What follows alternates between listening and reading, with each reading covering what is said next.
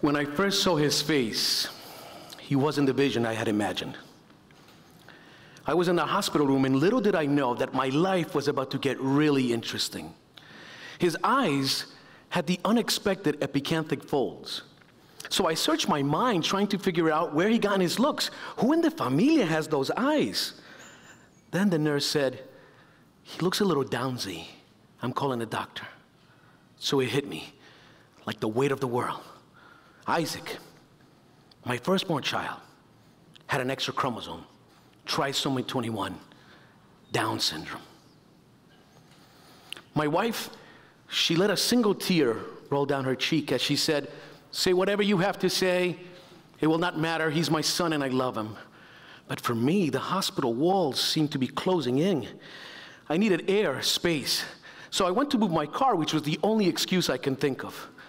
And in the silence of my car, the tears came fast with a mixture of disbelief and despair. How could this be? This child, my child, he was supposed to be my upgrade. Everything I am, but better. The perfect reflection of my dreams, a stronger wrestler, the better musician, the greater scientist, heck, maybe even the president. See, I was a child in Medellin, Colombia, at the height of the drug cartels. And my life was not easy. I experienced poverty and homelessness and uncertainty. But once I arrived in the United States, the world opened up for me through education and academic pursuits. I began to value education and intelligence, as these were my tickets out of the pains of scarcity. In Rhode Island, I went from attending the poorest high school in the state to working at one of the most prestigious universities in the world. In the early 2000s, I was taking graduate classes, and I was working with brilliant minds, and I even got married. After a difficult childhood, I was finding success, which is why his birth felt like it was taking me out of my path. Sitting in my car after he was born, I began to scream, not sure if it was God or the universe or fate. This is not supposed to be my story. Hasn't life been hard enough, and now this? I wanted to shatter the windows, punch my way out of this nightmare. But just then, I heard something that the Franciscan nuns that partially raised me used to say. "Give me the strength to say yes to whatever you call me to do, whenever you call me to do it." What I needed was strength. Strength to see that my son was not punishment, he was a summons. More than my son, he would become my teacher. And at that moment, a door opened in my heart, a door to a place I didn't know existed. And I felt this unconditional love.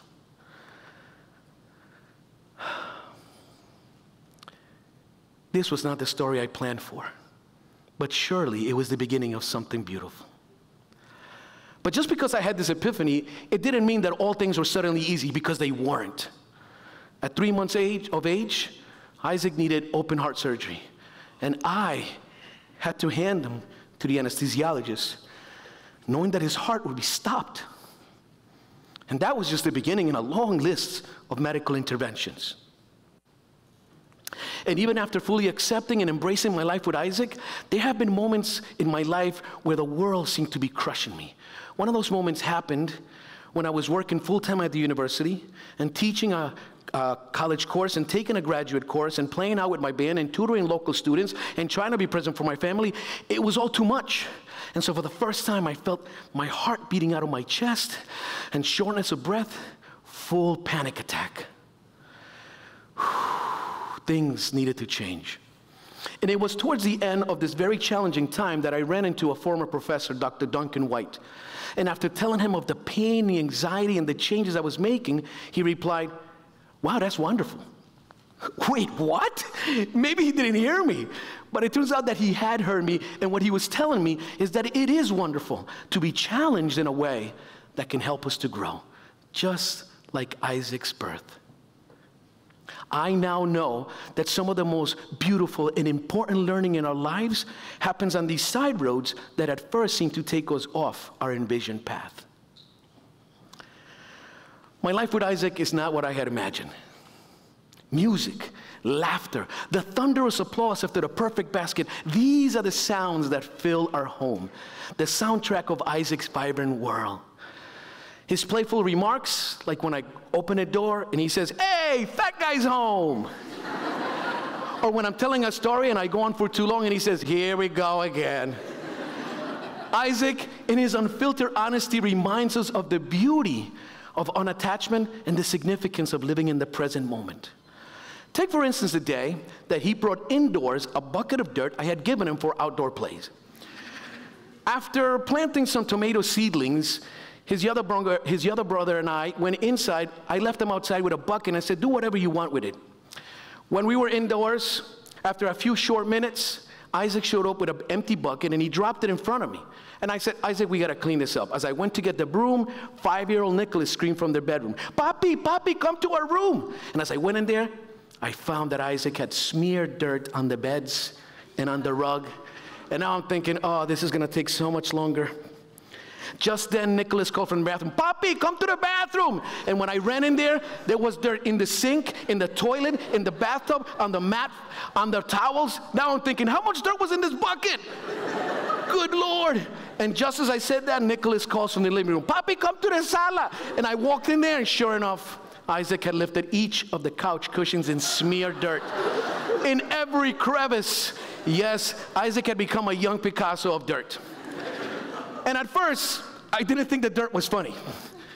But after looking at him standing there, dirt in his hands and his crooked little smile, I realized he was sharing an important gift, a gift that we as humans often neglect, the ability to be fully present.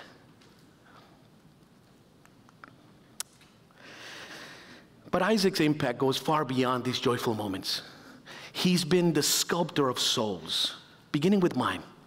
The biases and limitations I once had, chipped away and smoothed through his daily lessons. And for his younger brother, Nicholas, he's been a teacher from the beginning, showing him that differences are not barriers, but brushstrokes that add color to the human tapestry. And at 16 years old, Nicholas joined my nephew, Rhode Island Senator Jonathan Acosta, to fight for justice and ensure that vulnerable lives would not be cut short due to discrimination. And in July of 2021, they triumphed. And now in Rhode Island, we have Isaac's Law, a law that protects people, regardless of differences, when it comes to organ donation. This is the beauty of Isaac, to see possibility and beauty and strength in unexpected places. Through his constant reminder to live in the present moment, Isaac has shown me the limitations of judging others exclusively by their academic success and intellectual prowess. For how could I explain all the love I have for him if smart was my only metric? Isaac has shown me value far beyond the textbooks and the test scores. Genetics can explain the chromosome, the extra chromosome, but not how Isaac rewrote my life script. Shortly after his birth, I began taking education classes to best help him navigate our world. Then I saw the inequities and the talent being squandered. So Isaac became my fuel to become a teacher. And when the time came and I still had some hesitation, I went to see my friend Swami Yogatmananda, who reminded me that we should never let fear make a choice for us. So armed with a teaching certificate and lessons from Isaac, I landed back at the poorest high school in Rhode Island, my alma mater, Central Falls High School. And every day since that day, I look into those young faces and I see possibilities. I see the future stewards of our world, because Isaac reminded me that the human spirit shines brightly in unexpected corners.